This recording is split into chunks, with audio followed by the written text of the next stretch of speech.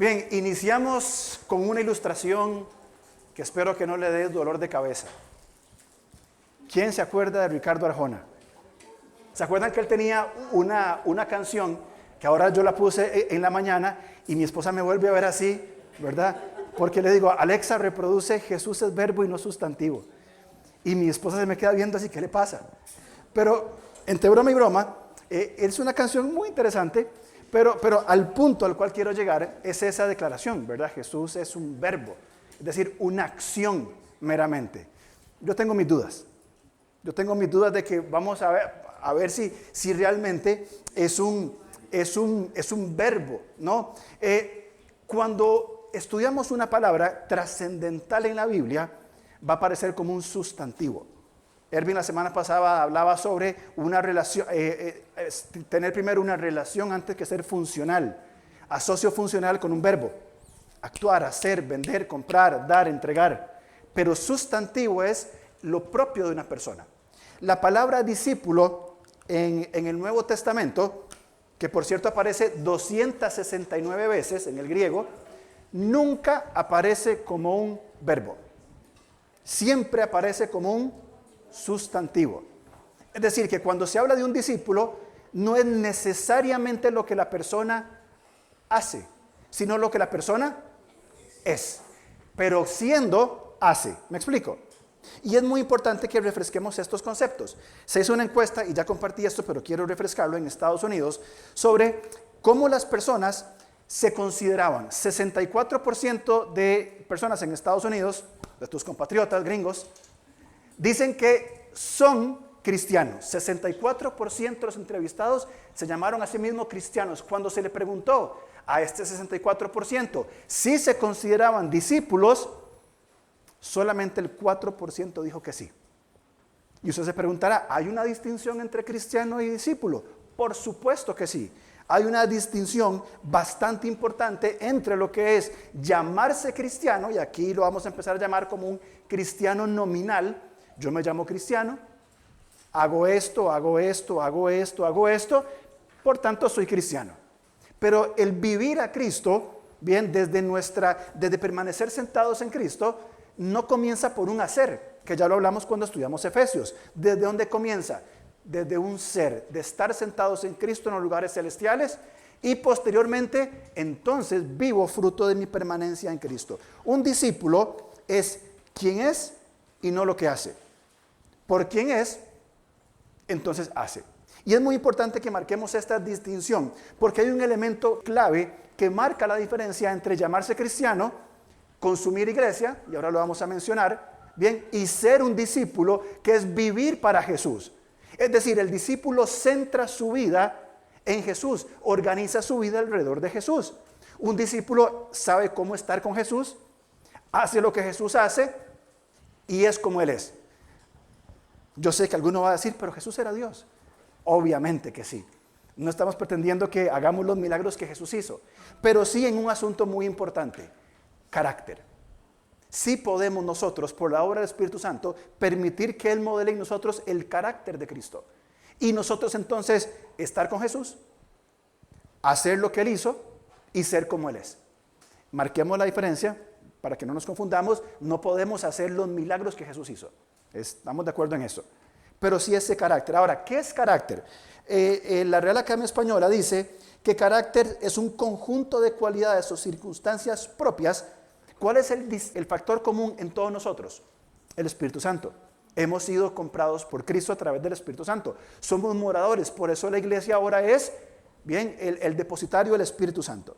Entonces usted y yo tenemos el Espíritu Santo. Ese es nuestro común denominador, lo que nos vincula entre nosotros y también lo que nos une con Cristo. Estamos unidos con Cristo por medio del Espíritu Santo. Muy bien.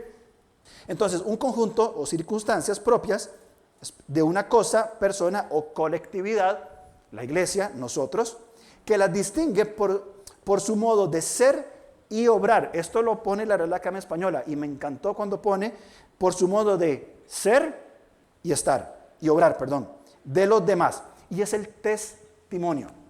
El testimonio. Estamos teniendo problemas de crecimiento en la iglesia, gracias a Dios. Si vinieran todos, no entramos aquí. Entonces vamos a botar la cocina y poner más sillas. ¿Están de acuerdo? y no comemos nunca más. Ven, nadie se sacrifica por eso. El problema se está manifestando con los parqueos de los carros. Ya hay gente parqueando ahorita en el mega super, porque no hay parqueo acá. Entonces, es un buen problema. Ahora, ese problema, bien, afecta nuestro testimonio, porque un vecino se molestó. ¿Qué hacemos nosotros? Nos ponemos a pelear que esto es vía pública y que yo tengo derecho para responder. No, ese no es nuestro distintivo, no es nuestro carácter. ¿Qué hacemos?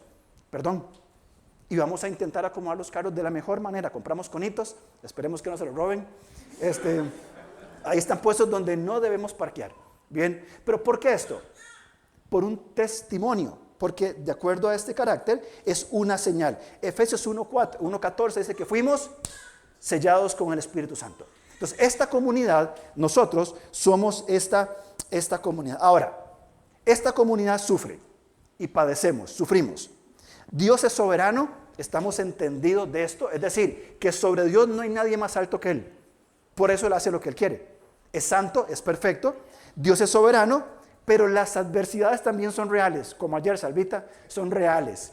Ahí tuvimos una conversación interesante con Salva ayer. Entonces, ¿cómo respondo a este asunto de que Dios es soberano, pero lo que sufro es real? Hay iglesias y movimientos que venden la idea de decir, venga a Cristo y toda su vida se va a arreglar. Eso es mentira. Si usted viene a Cristo, su vida no se va a arreglar automáticamente. Va a aprender a responder desde el Espíritu Santo a estas dinámicas de una forma diferente y con una intención diferente. Ya no desde el hacer, sino desde el ser. Vamos por favor a Hechos capítulo 6, que es nuestro capítulo de hoy, un capítulo bastante corto. Y aquí en el capítulo 6 está lo conocemos todo como la elección de los diáconos.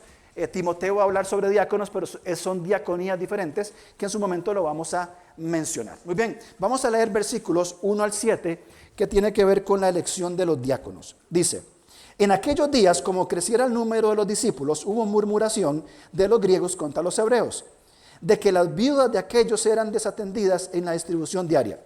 Entonces los 12 convocaron a la multitud de los discípulos y dijeron, no es justo que nosotros dejemos la palabra de Dios para servir las mesas. Buscad pues, hermanos, de entre vosotros a 7 varones de buen testimonio, llenos del Espíritu Santo y de sabiduría, a quienes encarguemos este trabajo, y nosotros persistiremos en la oración y el ministerio de la palabra. Agradó la propuesta a toda la multitud y eligieron a Esteban, varón lleno de fe y del Espíritu Santo, a Felipe, a Prócoro, a Nicanor, a Timón, a Pármenas y a Nicolás, prosélito de Antioquía, a los cuales presentaron ante los apóstoles, quienes orando le impusieron las manos. Y crecía la palabra del Señor, y el número de discípulos se multiplicaba grandemente en Jerusalén. También muchos de los sacerdotes obedecían a la fe. Cuando leemos anteriormente, en el capítulo 5, versículo 40, dice que, y convinieron con él, y con Gamaliel, y llamando a los apóstoles, después de azotarlo, les intimaron de que no hablasen en el nombre de Jesús, y los pusieron en libertad. Y ellos salieron de la presencia del concilio gozosos de haber sido tenidos por dignos de padecer afrenta por causa del nombre. Y todos los días en el templo y por las casas hacían lo que les dijeron que no hicieran. ¿Por qué? Porque era su carácter, no su acción. Su carácter, ¿quiénes eran? Eran discípulos de Jesús. Lucas usa la expresión que llamaron a la multitud de los discípulos. Me encanta esa expresión. No llamaron a los pastores, no llamaron al que tiene más plata, no llamaron al más influyente, a la multitud de los discípulos y dijeron, hermanos, vean, ya estamos en problemas, estamos obedeciendo, Jesús nos dijo, sean testigos, estamos haciéndolo, muy bien, por predicar a Jesús, por hablar la verdad, por tener valor de nuevo, nos están persiguiendo. Ya nos metieron presos, ya nos golpearon, ya nos amenazaron, y estos ustedes saben que son de una calaña muy complicada, los sacerdotes y fariseos y escribas. Hermanos, tenemos que seguir hablando, tenemos que seguir haciendo. Ahora, ante esta amenaza, uno esperaría, en su lógica habitual, uno esperaría que, y ya lo dije anteriormente, que oráramos, Señor, quita la persecución, Señor, cambia su corazón, me voy a otro lugar, Señor. Los problemas, la adversidad, trajo crecimiento. versículo 1 del capítulo 6. En aquellos días, ¿qué pasó? Creció el número de los discípulos, pero en medio de persecución. O sea, la gente estaba entendiendo quién era Jesús y ponían su fe en él y se convertían en discípulos de Jesús, a sabiendas de que podían ser acusados, golpeados, y les hago un spoiler, muertos como Esteban. ¿Sí? Y en el versículo 7 inclusive va a decir, y muchos de los sacerdotes creyeron en Jesús.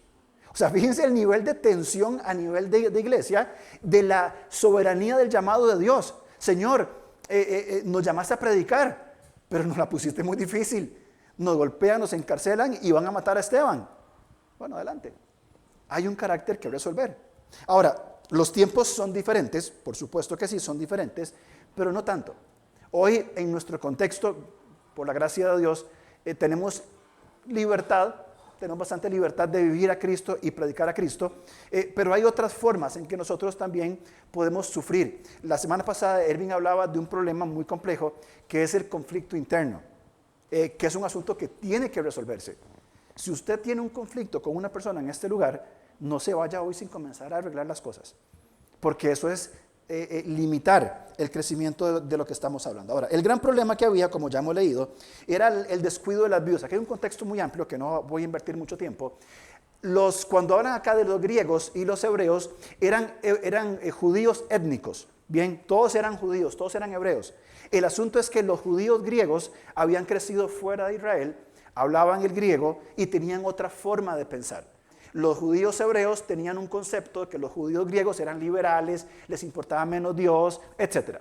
Y los judíos hebreos eran los que vivían en Israel, que hablaban arameo, tenían sus costumbres y menospreciaban a los griegos.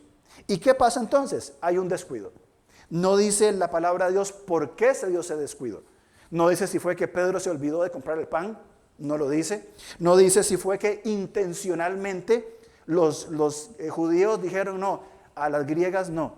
Había una problemática real. Muchos griegos ya viejos volvían a Jerusalén para pensionarse y retirarse en Jerusalén, volver a su tierra donde iban a morir y ser enterrados ahí. Lo que producía una, llamémosle, sobrepoblación de viudas. La sinagoga proveía cuidado para estas viudas, pero estas viudas, al convertirse al cristianismo, ¿qué dijeron? Ni loco les damos nada.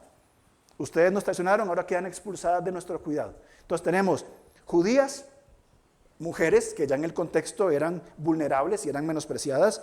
Mujeres, aunque eran judías, vivían fuera, tenían un idioma, una cultura diferente. Eran viudas, es decir, no tenían un esposo que cuidara de ellas, etc.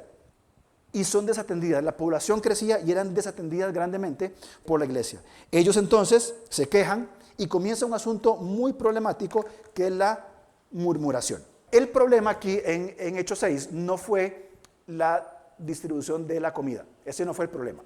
Bien, el problema no fue que había poco, que había menos, que a alguien se le olvidó. Ese no fue el problema. El problema es la murmuración. Ahora, esta murmuración, entendiéndolo bien en el contexto, tiene que ver con una queja en la persona. Bien, algo me está incomodando, algo me está molestando. ¿Qué tenemos que hacer cuando algo me está molestando? Bueno, depende de mi carácter. Si mi carácter es débil y no está formado en el Señor, mi queja, mi molestia, ¿en qué se va a convertir? En un chisme. ¿Viste qué tal cosa? ¿Viste que en la iglesia ahora están molestando con los parqueos? Qué increíble, esto es una desconsideración. Yo antes caminaba 6 metros, ahora camino 7. Realmente es un problema serio para mí tener que desplazarme más. Eso es chisme, eso es murmuración. Y viene desde un carácter débil o una falta de carácter moderado en el espíritu. Ahora, una queja es la sabiduría del carácter de sentarse con la persona y conversar y decir, mira, me parece que esto no está bien. Por la gracia de Dios estamos construyendo con mucho esfuerzo una comunidad segura, donde si hay una queja, un descontento, usted puede venir y hablar con Erwin y conmigo, por supuesto, con Erwin y conmigo como los responsables de la iglesia, y nos sentaremos junto con Erwin y yo, por supuesto, a escuchar y atender. Hemos tenido personas que nos han dicho, esta carga ministerial es mucha, estoy pasando por esto. Hemos escuchado y hemos procurado también facilitar el asunto. Entonces, el problema no son las adversidades como tal, porque siempre van a estar. ¿Qué mundo sería si no hay conflictos? Un poco aburrido, ¿verdad? Por eso es que mi esposa pelea conmigo cada tanto, como para divertirse y tener conflictos. Pero ¿qué pasa? ¿Qué pasaría si la vida no tiene conflictos? No habría oportunidades de crecimiento, ni de formación de carácter. El soberano Dios permite entonces que hayan estas circunstancias. En el capítulo 8 vamos a encontrarnos algo bastante paradójico. Y lo vamos a ver en el capítulo 8, versículo 1, que es opuesto al capítulo 1, versículo 8. Y no los enredo más. Pero Dios permite este sufrimiento. ¿Para qué? Para que yo me tire en una esquina a lamentarme, a victimizarme de pobrecito, yo soy el pastor de esta iglesia. No, Él permite las pruebas para que Él mismo fortalezca mi carácter y yo aprenda a responder correctamente a las adversidades. Filipenses dice que hagamos todo sin murmurar. Así fácilmente, hagan todo sin murmuraciones. Pero Pablo, todo sin murmurar. ¿Tiene un problema? Venga y conversamos y lo arreglamos, pero no murmuremos. Segundo, Pedro va a decir que hospedemos sin murmurar. El hospedar a alguien implica incomodarnos nosotros. Menos comida, menos espacio, más atención, limitar las cosas. Y dice, hospeden sin murmurar. Pablo nos va a decir en Efesios 4:15, en la versión NBI, si usted tiene un problema, diga la verdad en amor. Diga la verdad, sí, me incomoda que me quieran parquear el carro de forma diferente, pero dígalo en amor y hablémoslo. Ahí cambia entonces el chisme a una confrontación para edificación. Entonces, suponiendo un caso, una persona se incomoda porque le cuesta mucho caminar y le tocó parquear allá en la esquina y se molesta porque yo tengo un problema en mi pierna y yo no puedo caminar 50 metros, entonces comienzo a chismear. Eso es falta de carácter. El carácter modelado por el Espíritu permite esta adversidad para que yo vaya a conversar, a decir la verdad en amor. Vea, hermano, yo tengo este y este problema. ¿Qué podemos hacer? Y téngalo por seguro que la respuesta de un liderazgo como el que Hechos tiene, le va a decir, hermano, no se preocupe, vamos a reservar un espacio para usted cerca, para que pueda caminar. ¿Me explico? Es la diferencia del carácter en ambas partes de un asunto. Entonces, ¿cuáles son los conflictos que usted tiene? ¿Cuáles son las adversidades que usted está pasando? Ok, muy bien. ¿Cómo está respondiendo a esas adversidades? ¿Cómo responde a los sufrimientos que tiene? Sufrimiento, y seamos claros, que alguien produjo en usted, alguien lo ofendió, alguien lo lastimó, alguien lo humilló. Ok, ¿cómo responde usted a eso? Otra perspectiva, ¿cómo responde usted al sufrimiento que viene por causa de su propio pecado? Porque no todo sufrimiento viene porque alguien me hirió. A veces yo decido pecar sabiendo que estoy pecando, desobedeciendo al Señor y cometo pecados con toda la intención del mundo. Y eso me daña y me lastima a mí y a otras personas. ¿Cómo respondo al pecado? Yo puedo responder al pecado diciendo, uy, pequé, que el Señor ni me vea. Como hicieron Adán y Eva. Se escondieron porque estaban desnudos. Y Dios ya lo sabía. Cuando usted y yo pecamos, ya Dios lo sabe, por si no sabía. Para que lo apunte ahí en sus notas. Bien. O va a decir, Señor, pequé, lo siento. Necesito permanecer en ti, aprender a permanecer en ti para poder cambiar. Cuando nosotros vamos viendo este actuar sin murmurar, tenemos que entender la respuesta del liderazgo. ¿Qué es lo que hacen Pedro y los líderes? Partamos por el principio que hablamos hace 2 domingos en Isaías 28, que el liderazgo está para traer tiempos de refrigerio. ¿Se acuerdan? En Isaías 28. De que habían hecho un pacto con la muerte, que no va a pasar nada, y Dios dice, mentira, ustedes desecharon al fundamento. Entonces, el liderazgo está establecido para que puedan responder desde el refrigerio. Muy bien, ahora, el liderazgo va a crear un pueblo, una comunidad interdependiente. Es decir, vamos a necesitarnos unos a los otros. ¿Cuál fue la respuesta del liderazgo? Hermanos, no es justo que nosotros dejemos la palabra y la oración para servir mesas. Aquí muchas personas que quizá lo leen sin mucho contexto van a decir, qué bonito. Los apóstoles se sientan a leer la Biblia en la oficina con aire acondicionado y yo estoy parqueando carros. Qué lindo, ¿verdad? Qué bonito. No es eso, por supuesto que no. No pasa por ahí. Pasa por un asunto de prioridades establecidas. Vean, hermanos, se los pongo así. Algo en lo cual yo tengo mucha paz de las personas que usualmente predican, Raymond, Ervin y Leo, yo estoy seguro que toman la responsabilidad de enseñar la palabra de Dios con toda la seriedad del caso. Que no se van a quedar desvelados el sábado en la noche viendo que inventan, como decía un amigo nuestro. Van a tomar el tiempo para prepararse y traer un mensaje no solamente bueno, sino que transforme nuestro corazón. Y estoy convencido de que su tiempo en la oración es indispensable. ¿Por qué? Porque todo va a surgir desde la predicación de la palabra de Dios. No desde que yo prepare, diga 2, 3 cosas, sino de las verdades escriturales. Pedro y los apóstoles no podían dejar la palabra y la oración era su llamado. Y hay un aspecto de delegación de responsabilidades a otros hermanos que probablemente van a poder crecer muchísimo más que nosotros. Yo anhelo, hermanos, el día en que yo, o que el Señor nos guíe a que venga otro pastor, no sé cuánto tiempo será, poco o mucho tiempo, pero mi anhelo es que venga un pastor mejor que yo, mucho mejor que yo, que pueda hacer las cosas mejor que yo todavía. ¿Por qué? Porque está en función del crecimiento de la comunidad, no del nombre. Pero si algo tenemos claro como liderazgo es que lo más importante es la palabra de Dios y la oración, porque de aquí surge todo lo demás. Entonces, el día que esta iglesia, el liderazgo de esta iglesia, le dé más prioridad a montar una linda decoración, que se inviertan 20 horas por semana para una linda decoración y que el mensaje de la palabra de Dios sea una simple improvisación, ese día, hermano, salga por esa puerta y nunca regrese. Porque el carácter se va a formar no por las tareas secundarias que hagamos, sino por la prioridad de nuestro llamado. Y en nuestro caso es el tiempo con la palabra de Dios para transmitir esa verdad, la cual usted debe confirmar y seguir trabajando en ella. Fue lo que le pasó a Moisés con su suegro Jetro. ¿Se acuerdan de ese capítulo en Éxodo 18? El pasaje es sumamente claro. Moisés asumía toda la carga y estaba fundido. Y querido Jetro, busque hombres y mujeres que sean útiles, que sean de buen testimonio. Y ellos van a hacer una gran obra. Y así lo hizo Moisés y le fue sumamente bien.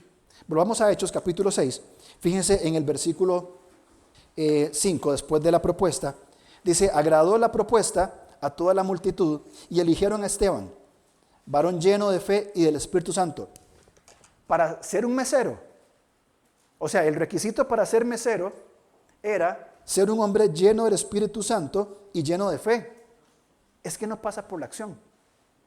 Se requería para manejar tensiones religiosas, raciales, ideológicas, un hombre con una madurez que pudiera liderar y que tuviera la humildad para decir, yo puedo organizar para que coman todos y no tengo ningún problema en tomar un plato de comida y venir a servirle a una persona para que coma. No pasa por la funcionalidad de servir mesas, pasa por el carácter para entender qué parte de la misión está completando en ese momento. Y para el inicio de la iglesia era sumamente importante que estas personas fueran hombres, y más adelante van a ver diaconisas, hombres y mujeres que realmente marcaran un testimonio. ¿Por qué? Por su carácter. De estos 7 que estaban acá, de ellos no sabemos nada. Son 7, todos griegos. Judíos griegos, todos los nombres son griegos. De los 7, sabemos de 2, de Esteban y de Felipe, que lo vamos a ver los próximos domingos. Y de otros sabemos simplemente que era de Antioquía. Nicolás, prosélito de Antioquía. Es más, ni judío era griego que se hizo prosélito del judaísmo. Y era de Antioquía, sirviendo a mujeres desprotegidas y vulnerables. ¿Y cómo eran estos hombres? Eran hombres y mujeres, hombres en este caso, hombres que entendieron que para servir al Señor, para servir una mesa, para hacer una obra de Dios, requerían ser hombres y mujeres llenos del Espíritu Santo y personas llenas de sabiduría. Porque no trata por el hacer, sino por quién es esa persona que está asumiendo esta responsabilidad. Leo el versículo 7, dice, y crecía la palabra del Señor y el número de los discípulos se multiplicaba. Pregunta, ¿sobre cuál base se dio el crecimiento aquí en Hechos 6? Y crecía la palabra del Señor y el número de los discípulos se multiplicaba. ¿Cómo se multiplicó el número de los discípulos? Pregunto, ¿por qué? Porque la palabra de Dios crecía. No creció por servir mesas. ¿Me explico? Cuando se hablaba la palabra del Señor, las personas, todos, desde los 12 hasta toda la multitud de los discípulos, escuchaban la palabra de Dios, la procesaban y su carácter era formado. Señor, esta es la verdad. Me van a golpear, me van a perseguir, me van a matar, pero yo voy a hacer lo que me corresponde hacer porque confío en un Dios soberano y descanso en Él. ¿Me puede costar la vida? Sí, pero entonces yo voy a creer en Él. Las mesas es parte de todo ese servicio. Y hay hombres y mujeres fieles que se ocupan de muchas tareas que complementan el crecimiento. Enfrentar la adversidad como un cristiano nominal me lleva a la caída. Vamos a ver más adelante creyentes que desertaron de la fe. Inclusive algunos que hicieron mal a la obra de Dios, que se rebelaron a la obra de Dios. Enfrentar la adversidad como un discípulo de Jesús forma el carácter. ¿Cuál es la diferencia? En cómo respondemos. Tenemos entonces recordemos que Lucas está escribiéndole a Teófilo. Es algo que a veces entramos en la dinámica y nos olvidamos a quién está escribiendo. Y probablemente Teófilo haya sido un discípulo de Lucas, y Lucas está diciéndole, mira hermano, quiero ponerte en orden las cosas. Y tenemos que verlo en una perspectiva de toda la gran narrativa de hechos del Nuevo Testamento y de toda la Biblia. Algo común en las Escrituras es cómo el sufrimiento ha estado presente en todas las etapas, en todas las épocas de la vida. Y algunos no han sabido sufrir y otros tenemos que seguir aprendiendo a cómo sufrir correctamente. Y este es un poderoso mensaje de ánimo que Lucas escribe a Teófilo con referente a la persecución. Muy bien, de lo que implica realmente sufrir y pasarla mal. Tenemos que ser conscientes de lo que son los sufrimientos. No tenemos que victimizarnos por todo. Que hay una diferencia que es importante en el carácter. Recibí una invitación de una conferencia a la cual no voy a ir, justamente por esto. Dice que las conferencias son abiertas a todos, es decir, al común, ¿verdad? Para toda persona que quiera ir, porque el énfasis es animar a los hermanos a valorar a su pastor. Ojo, entender el ministerio pastoral y darle el lugar que como siervo de Dios se merece. Hermanos, yo no sé, yo no merezco nada. O sea, por lo que hago yo no merezco nada. ¿Me explico? Hay una relación de respeto mutuo entre nosotros, de amor entre nosotros, de igualdad entre nosotros. Bien, pero me llama mucho la atención este énfasis, ¿verdad? De darle el lugar que como siervo de Dios se merece. Quiere decir que otros no son siervos de Dios o no merecen el mismo respeto. Entonces ya no voy a ir por eso. Pero luego dice, especialmente en una sociedad donde cada vez la figura del pastor es afrentada y despreciada. ¿Qué esperaban? ¿Un ramo de flores? O sea, que nos aplaudan porque eso, ¿me explico? ¿Cuándo ha sido bien recibido el testimonio de Jesús? ¿Cuándo ha sido bien recibido el testimonio de ustedes en sus diferentes lugares?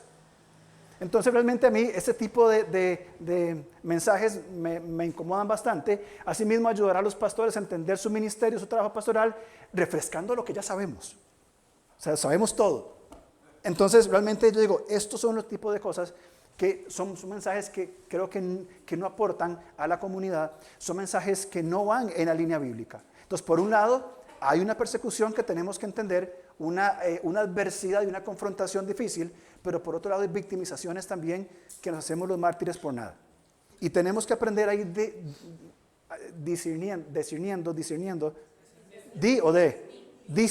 qué difícil, discerniendo, escogiendo, diferenciando, discriminando, etc. Muy bien, déjeme inventar dos nombres porque algunas veces hay cristianos nominales que es una persona que admite su fe pero no la vive. Dice el autor David Clark que esta es la fe muerta de los vivos.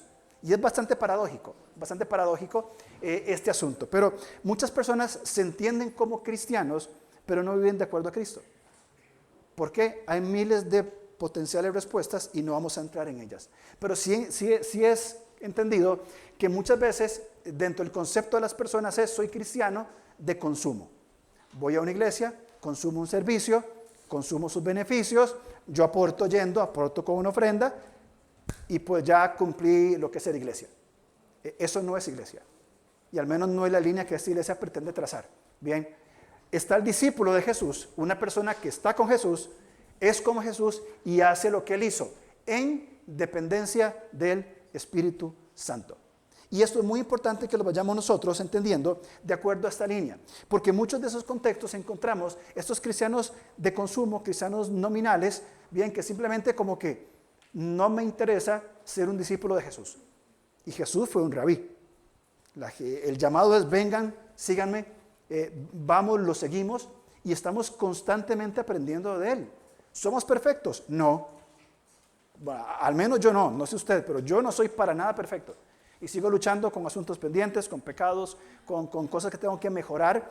Y quiero direccionar mi vida hacia Jesús. Quiero que Él sea mi rabí, mi maestro, e ir aprendiendo de Él en dependencia del Espíritu Santo. Leamos Hechos capítulo 6, versículo 8 en adelante. Dice versículo 8: y Esteban, un discípulo, lleno de gracia y de poder. Este era el que servía mesas. Y esto es muy importante. Este es el mesero, para que me entiendan. Este hombre es el mesero, al que quizá nosotros dijeron: pues usted solamente sirve las mesas, usted solamente abre la iglesia, usted solamente limpia aquí, usted no hace mucho, usted no predica, usted no lidera. Este es Esteban. Bien, hacía grandes prodigios y señales entre el pueblo, el mesero.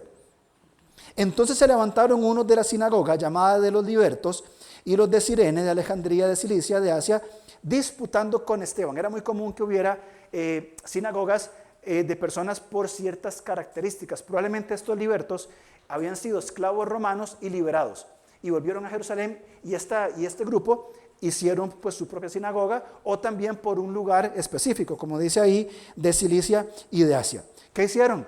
Fueron a disputar con el mesero.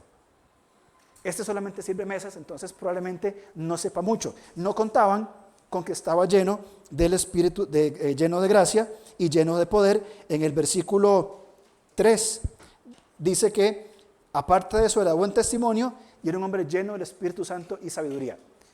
¿Puede usted, es más, podemos usted y yo ser esos meseros?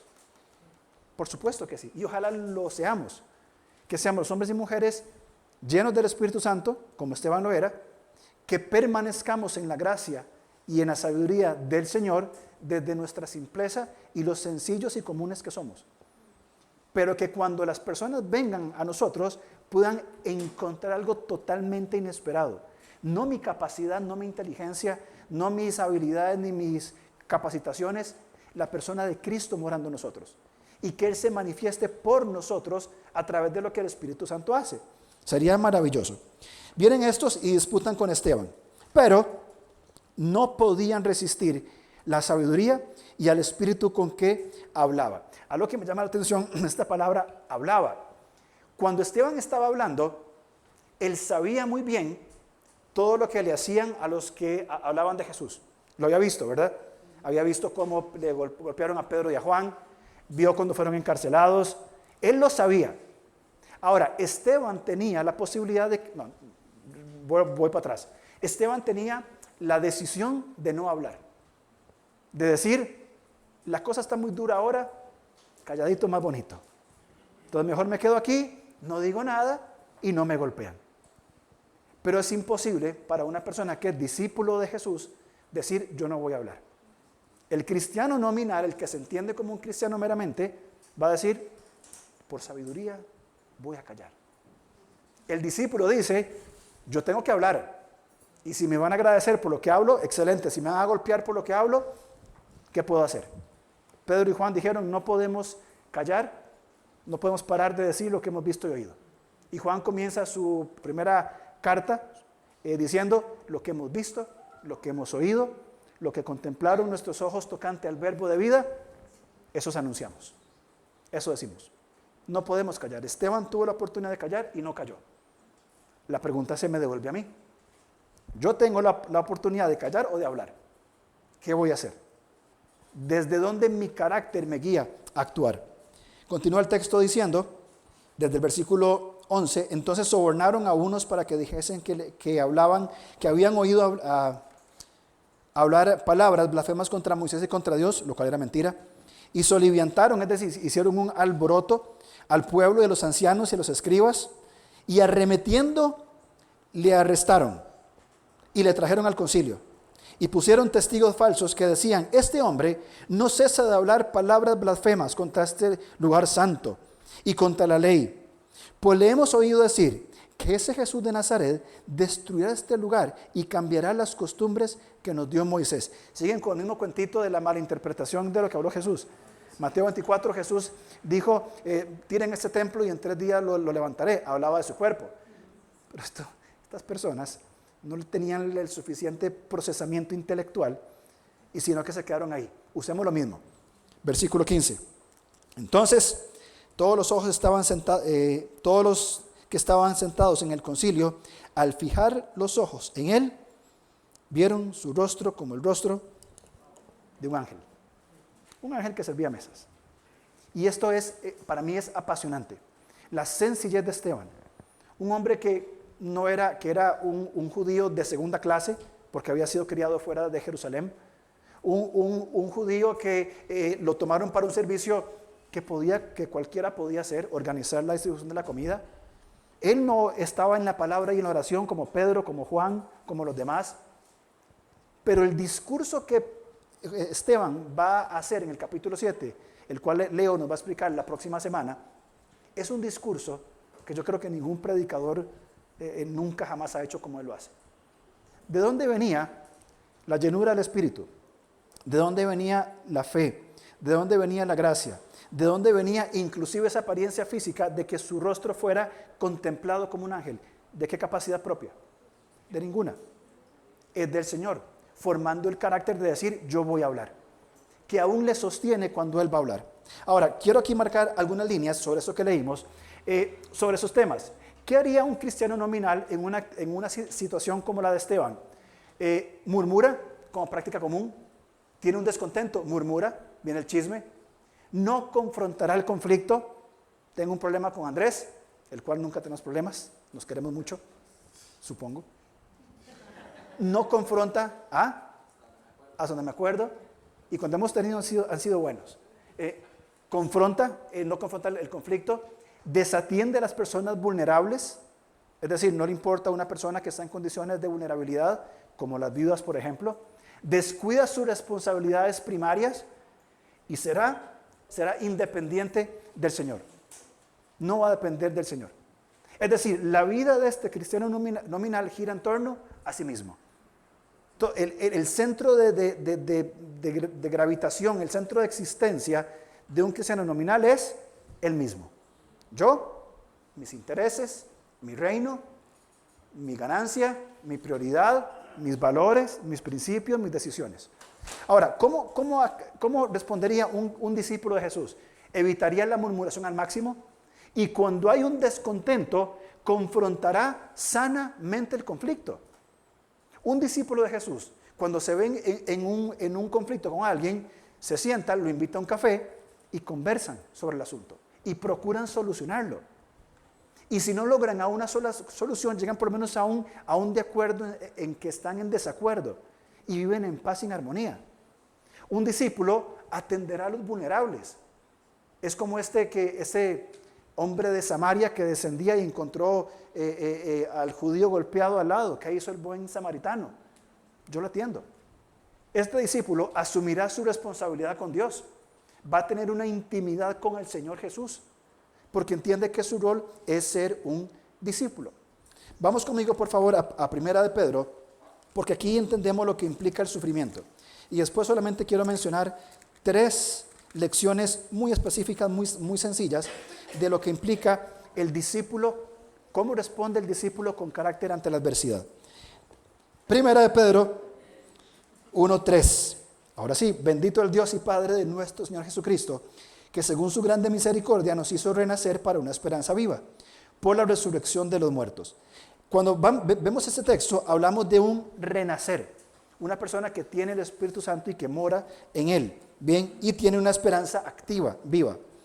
Por la herencia, una herencia incorruptible que no se corrompe, incontaminable que no se contamina, e inmarcesible que no se marchita, que no se gasta, reservada en los cielos para vosotros. Es la salvación por consumar, la salvación venidera, que somos actualmente guardados por el poder de Dios mediante la fe, en la cual para alcanzar la salvación que está preparada para ser manifestada en el tiempo postrero. Es decir, vamos disfrutando esa salvación. En lo cual, esa salvación, vosotros os alegráis, aunque ahora, por un poco de tiempo, si es necesario, tengáis que ser afligidos en diversas pruebas. Hay una posibilidad, si es necesario, que suframos. Ahora, ¿de qué depende esta necesidad? Yo entiendo que esta necesidad depende de mi carácter. Pongámoslo en un plano muy simple. Dios no necesita ponerme a prueba para ver qué tan fiel soy o no. Él ya sabe. Dios no es un Dios caprichoso que va a decir, estoy aburrido, voy a poner a Andresito a prueba. Andresito, pim, a ver. Dios no actúa así. ¿Quién necesita la prueba?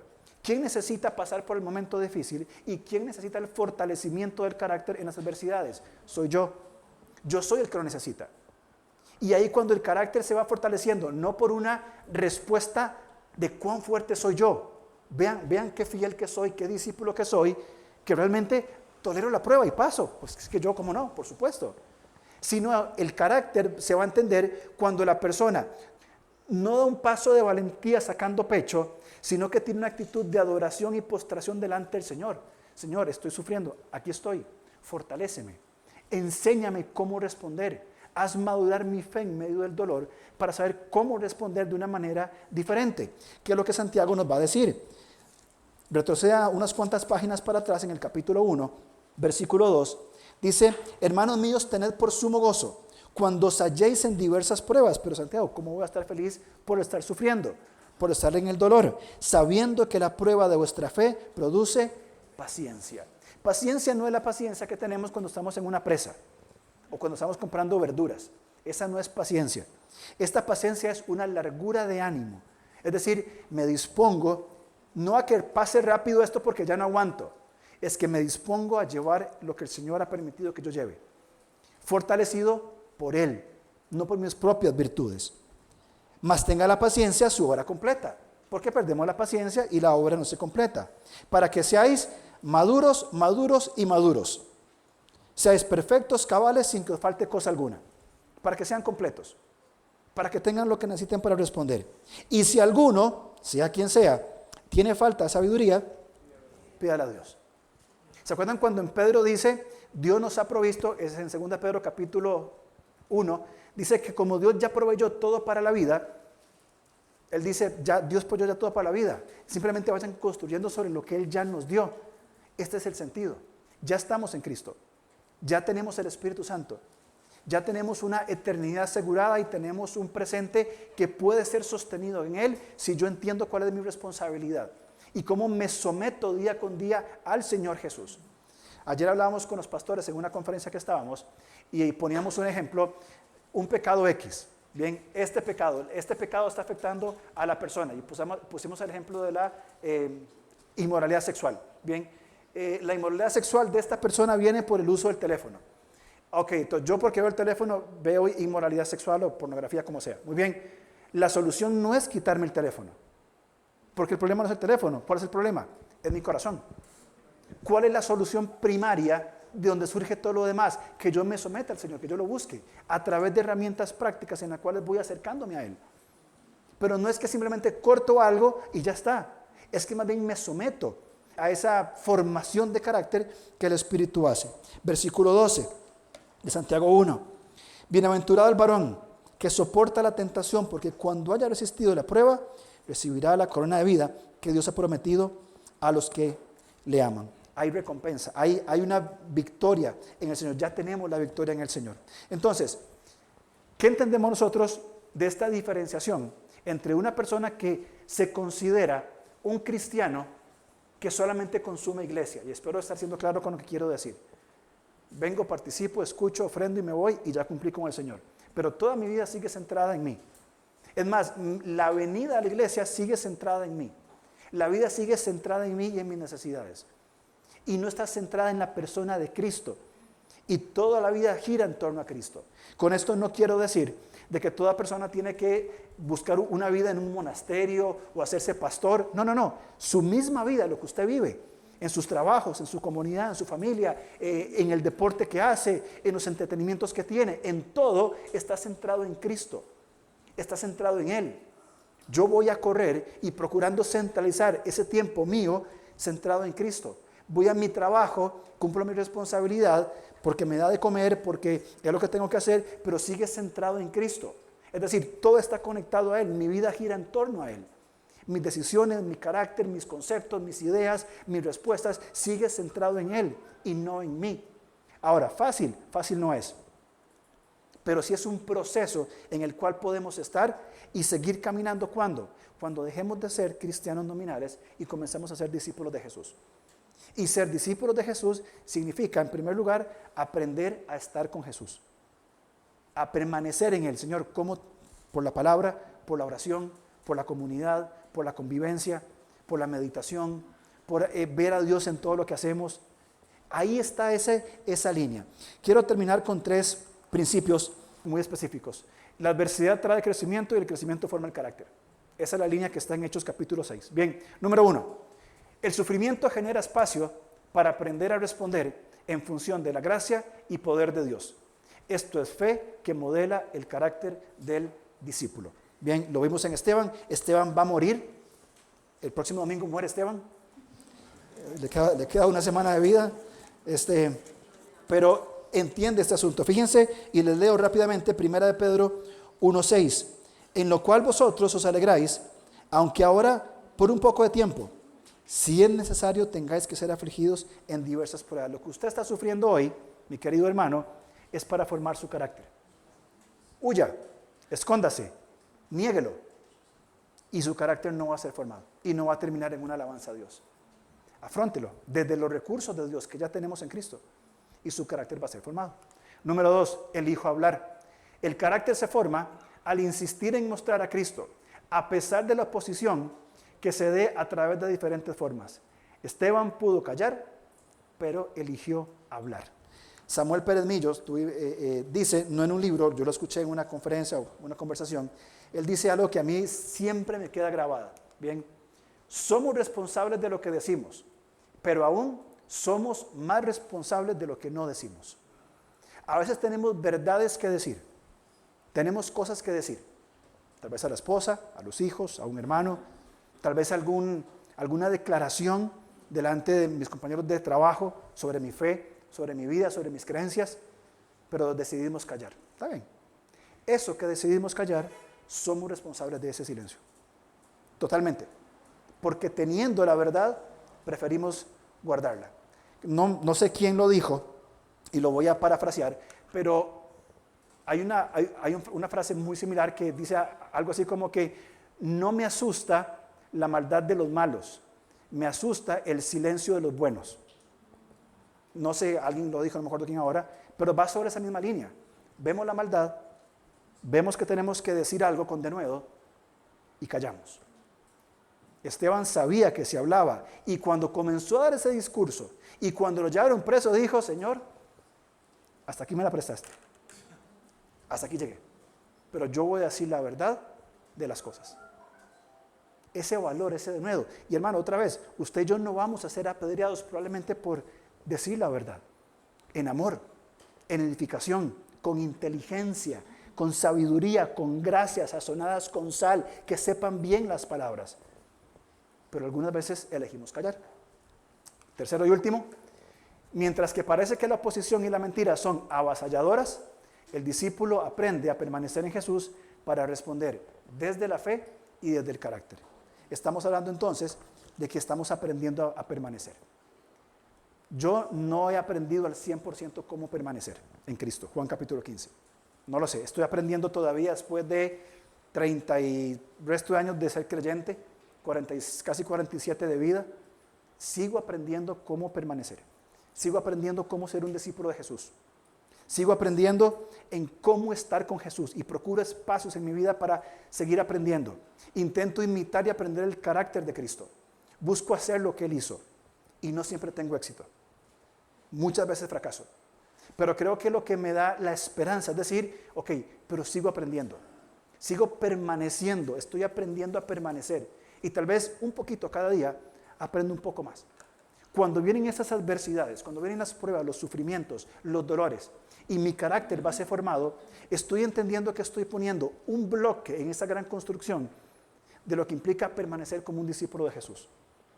Nicodemo en el capítulo 3 de Juan se acercó a Jesús, tuvo una conversación profundísima y por lo que registran las Escrituras, decido callar. No aparece más, aparece por ahí haciendo algo. No sabemos mucho de Nicodemo. Tal vez creyó, ojalá que sí. En el capítulo 4 de Juan, la mujer samaritana, una mujer vulnerable, con problemas de religión, de etnia, de moralidad, decidió hablar. Centró su vida hacia Jesús y decidió hablar.